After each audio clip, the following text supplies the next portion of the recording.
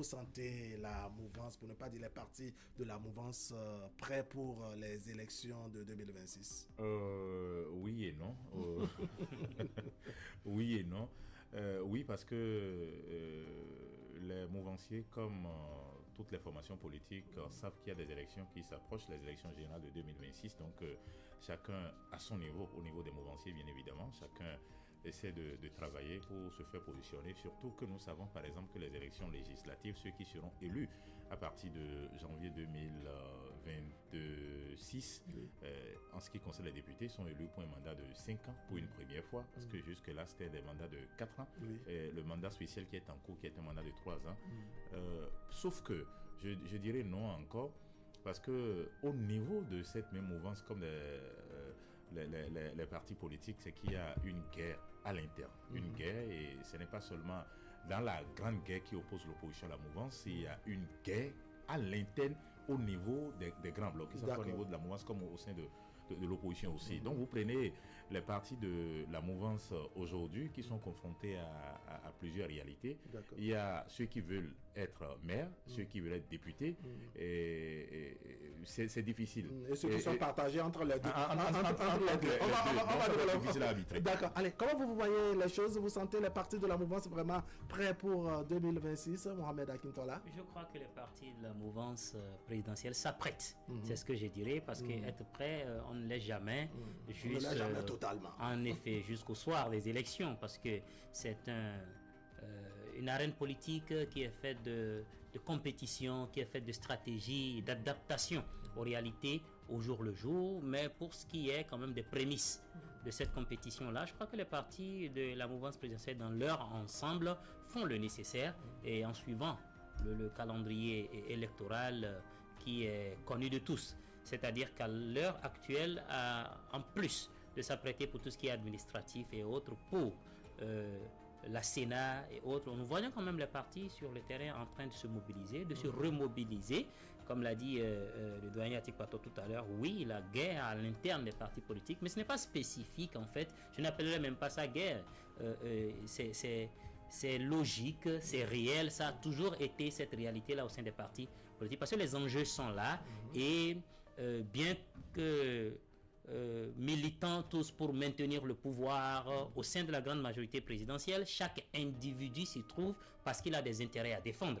Et face à ces intérêts-là, naturellement, on ne peut que faire face à ces guéguerres-là de positionnement, que ce soit sur le terrain ou lors des débats au sein des partis politiques. Mais ce n'est pas la première fois que ces partis-là sont confrontés à ça. C'est inhérent également, comme vous le dites tout à l'heure, inhérent à tout regroupement politique. Alors, Adrien Atikpato, avant de revenir, je dirais, sur la guerre ou les guéguerres qu'il y a entre opposition et mouvance et les effets que cela peut avoir plus tard. Vous parlez tout à l'heure dans votre développement de guerre à l'interne au niveau des formations politiques, au niveau des grands blocs. Comment cela s'illustre exactement? En réalité, Talon a donné du goût tellement au pouvoir que tout le monde s'intéresse davantage aujourd'hui. Vous n'êtes pas, bien sûr, vous n'êtes pas sans savoir que... Vous sentez le pouvoir très appétissant, bien sûr. Vous n'êtes pas sans savoir qu'il y a, en fait, jusqu'à un passé récent au niveau des communes à statut ordinaire, il y a des chefs d'arrondissement qui étaient payés à 15 000, d'autres 20 000, d'autres 25 000 et d'autres 30 000 francs. Aujourd'hui, au niveau des communes à statut ordinaire, les chefs d'arrondissement sont payés à 250 000 francs. Les maires sont à 1 200 000, les premiers agents au maire 600 000, les deuxièmes agents au maire 400 000. Ce qui n'était pas le cas par le passé.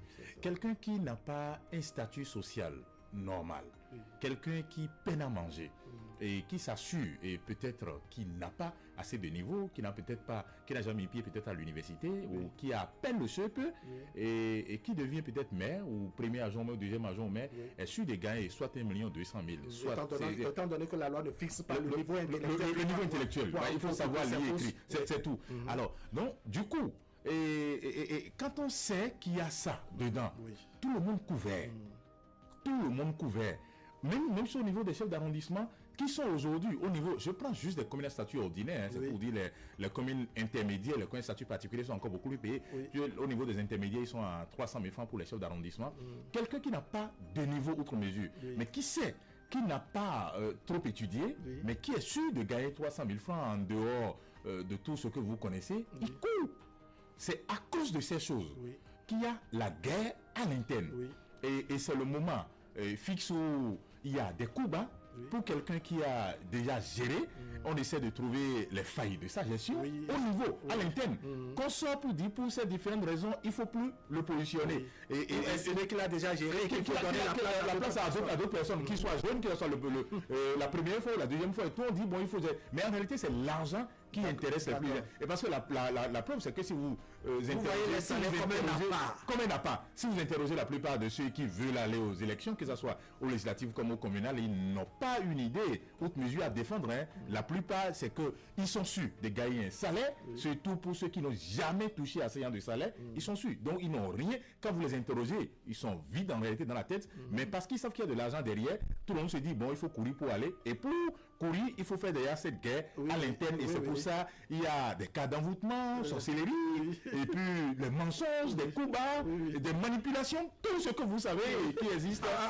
C'est à la limite un cocktail molotov quand on vous... Alors, Akintola, est-ce que vous voyez vraiment cette guerre s'illustrer de la même manière que le décret tout à l'heure, Adrien Atipato, ou bien vous voyez les choses autrement? Non, je ne serai pas aussi négatif que Adrien Atipato pour dire que cette guerre-là, elle est très âpre parce que il y a eu une sorte d'assainissement de la scène politique. D'accord. Vous savez, si par le passé, un peu comme par le passé, j'allais donc dire, on avait la possibilité avec nos petits partis, nos micro-partis, d'aligner des listes et de compter sur le fait que dans notre circonscription électorale, dans notre commune, on est suffisamment apprécié, on est suffisamment adoubé, et que cela est suffisant pour accéder à ces postes de responsabilité politique-là. Je pense que ce serait peut-être un peu moins à l'interne. Mais aujourd'hui, vous êtes tous obligés de batailler à l'interne pour vous retrouver sur une seule liste portant l'identité d'un parti politique qui n'est rien d'autre qu'une mosaïque de plusieurs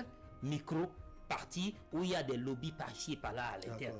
Donc, en réalité, la guerre à l'intérieur des partis politiques aujourd'hui, elle est beaucoup plus âpre qu'elle ne l'était par le passé. Ça veut dire que dans les grands blocs, il y a plusieurs courants.